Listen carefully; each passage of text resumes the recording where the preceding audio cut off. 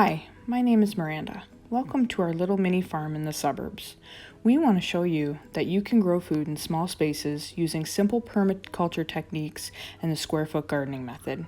You really don't have to have a lot of space, and you can just add 1 to 2 things a year and get there within a few years.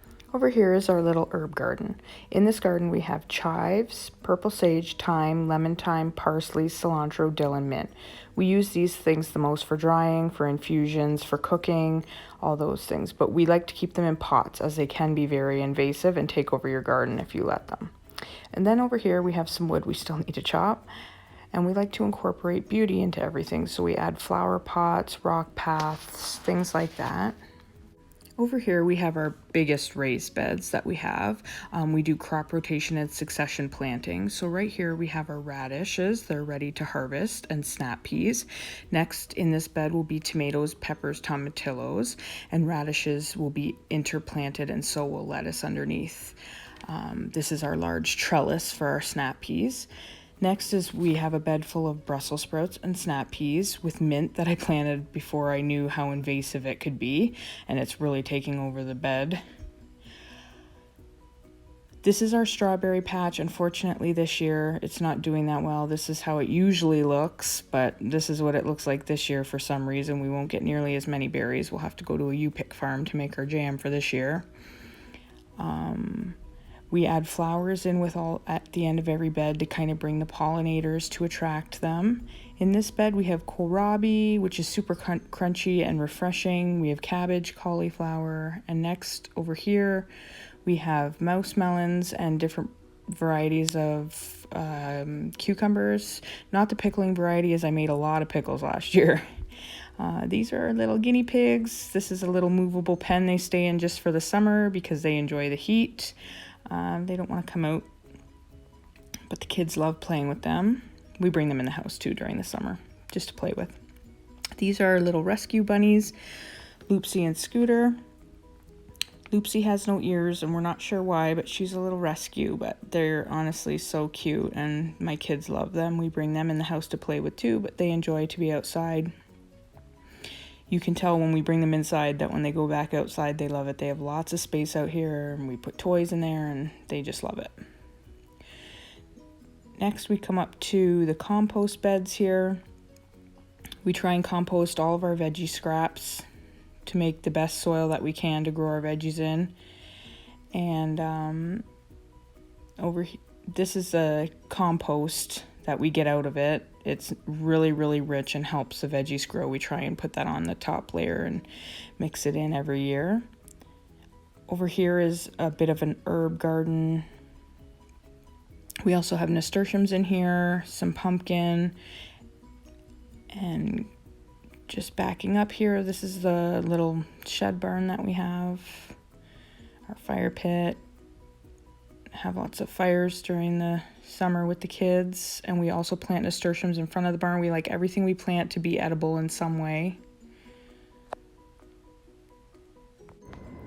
This is our quail coop. We house 14 quail in here, 12 are female and 2 are male.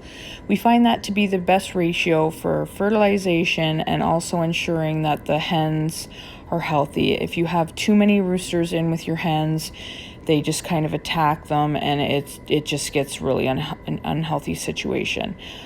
In here we have their water, their food, some hideouts. We also have branches and little houses they can go into. So they have this big area right here, and then if they go through here, then they also have this area which leads to their outdoor run. There's some quail, and there's the eggs we have to collect for the day. So yeah, we find that to be the best ratio for them. This is an 8x12 shed barn, and it's large enough to house all of my food, cleaning supplies, everything like that. So this barn has really been a blessing to our family. My grandfather actually purchased it for me, and it's been so amazing. If you come around here, this is the run that I built. We live in Zone 5B in Canada, and I decided to build this on a slant so that I could put a tarp over top of it, and that way the snow would just go right off. I can keep the run open in the winter time. I built this out of all reclaimed materials that I found around the garage and in the backyard. I built this at a time when we were in quarantine and we could not go to any building material stores. So I also used chew-proof wire because mink are definitely an issue in this area. So I wanted to make sure that they couldn't get in. They took out an entire flock of mine before. So we grow some lemon balm around to keep the mosquitoes away and provide shade. This is a clean out door. There's a quail. I need to clean it out, but we can just use the hose and hose it right down, and it works really well. It cleans so easy rather than having bedding or anything out here. I also put like a clean out drawer underneath so I can take that thing right out, which I need to do obviously right now, and hose it down. And it creates almost no smell at all because you don't have the manure sitting in bedding and getting wet and stinky and hot in the summer. So I really thought about it before I built it this time. I'm really glad that we can keep our quail in such a big area. I love to see them happy and pecking around.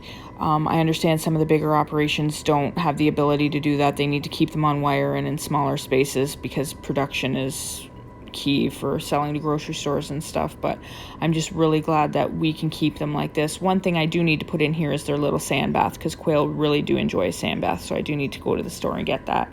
Keeps the leg mites and stuff like that down. But other than that, I'm just really thankful that my grandpa provided us this barn so that we could raise them to be healthy, and their eggs are absolutely delicious and we love them, and we also hatch them, so my kids get that experience as well. Now if you come around to the side of the barn here, we have our first hugelkultur bed. We have never tried this method of gardening before, but it's supposed to create really rich, dense soil with lots of nutrients for the plants to grow with the decaying matter underneath. We have rhubarb, lettuce, and a couple pumpkin varieties in there, just trying it out. We've never done it before. This is the cold frame we built this year. Hopefully we'll be able to become more self-sufficient in starting our own seeds from year to year.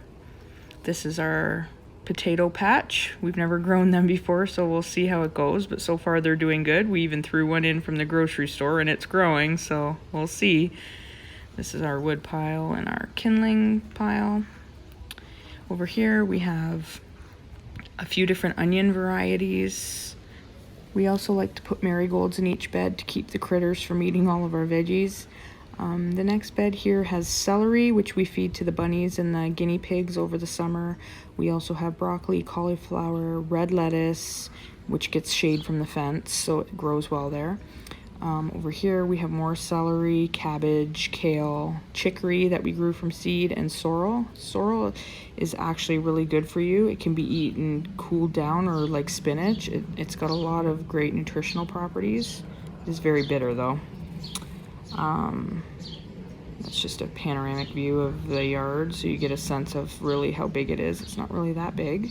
And everything that we have left over here is what's going to go in the beds once the radishes come out. And this is a little playhouse that we built for the kids, and there's their little bug boxes for when they want to go exploring. Now before we go, I'll just give you a little tour of the front yard. Although we don't have as many beds, we do have some beds up here. These are blackberries. Over here we have some sunflowers planted, some horseradish. Then we also have this is our main blackberry plant, which is very invasive if you don't prune it really hard every year. We have 2 different varieties of gooseberry. We also have lavender, but it's kind of getting choked out by the berry plants. Echinacea back there for tea making. That's just a lily. We like to add flowers in again for pollination. And this is our raspberry plant, which is very prolific. And over here we have nasturtiums. I just like to show everybody that, you don't have to have a huge backyard to grow food, and you can get your kids involved. It's a great hobby. It's something that's really good for them to know that food doesn't just come from grocery stores, and you can give them the skills that they can take later on in life to grow their own vegetables and make their own food and cook from scratch. It's a good skill to have. And if you would like to see more videos, can you please like and subscribe so that you're notified anytime that we post more. We'll probably be doing a few summer tour videos, and we would really appreciate the support. Thank you.